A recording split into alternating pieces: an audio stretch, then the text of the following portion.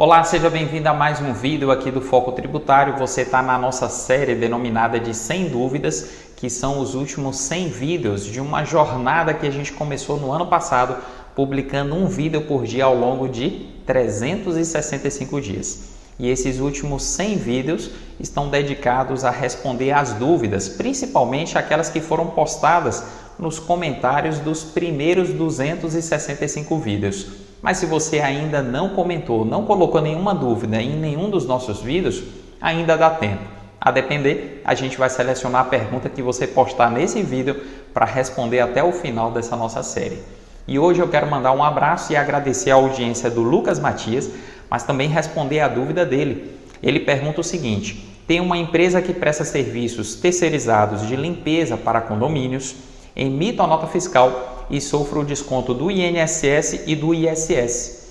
Não sei se o condomínio paga esses valores e eu sei que a responsabilidade é deles, mas eu tenho que receber algum comprovante dessa quitação e eu tenho direito a alguma restituição, sendo que no final das contas esse valor sai da minha receita. Olha, Lucas, sua dúvida aqui precisa ser analisada sob vários aspectos. O primeiro deles, retenção de tributo na fonte, nem sempre tem a característica de antecipar todo o tributo que é devido pela pessoa que sofre o desconto. Explicando melhor, via de regra, o ISS que é descontado na fonte coincide com o ISS que sua empresa teria a pagar. Então, normalmente, em matéria de ISS, o que é retido já é suficiente para você não ficar devendo nada e, ao mesmo tempo, para você não ter nenhum complemento a recolher. Isso em relação àquela nota que sofreu a retenção. Agora, quando a gente fala de retenção de INSS na seção de mão de obra ou empreitada, ocorre normalmente o inverso. Quase sempre, eu posso dizer que em 99,9% dos casos, aquilo que é retido na fonte não vai coincidir com aquilo que é devido pela empresa prestadora. E isso por quê? Porque aquilo que é retido na fonte é calculado sobre a nota fiscal. Via de regra, a alíquota é de 11% e via de regra é sobre o valor bruto. Ocorre que a empresa que sofre a retenção, ela tem direito de se compensar com aquilo que ela tem a recolher sobre a folha de salários. E quase sempre não há uma coincidência. Quase sempre vai haver ou um valor a compensar por parte da empresa prestadora, ou aquilo que foi compensado não foi suficiente para ela pagar o que era devido naquela competência e ela vai ter um complemento a recolher. Portanto, a retenção do INSS, eu posso dizer que em quase todos os casos vai gerar um procedimento complementar, seja um procedimento de pagar uma diferença, seja o procedimento de se compensar ou pedir a restituição daquilo que foi retido a maior. Mas vamos entender que neste caso, a retenção do INSS, ela não é uma retenção que obriga a fonte pagadora a fornecer um comprovante para a empresa prestadora. E isso por quê? Porque a legislação dispõe de algo mais simples ainda.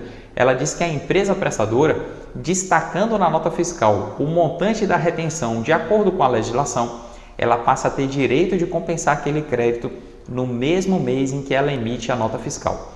E isso é curioso, porque se você emitiu a sua nota fiscal em janeiro, destacou a retenção corretamente e essa nota fiscal foi objeto de pagamento somente lá em março, você tem direito de compensar aquele crédito da retenção na competência janeiro, ainda que o pagamento daquela retenção, o recolhimento daquela guia seja feita pelo tomador meses depois.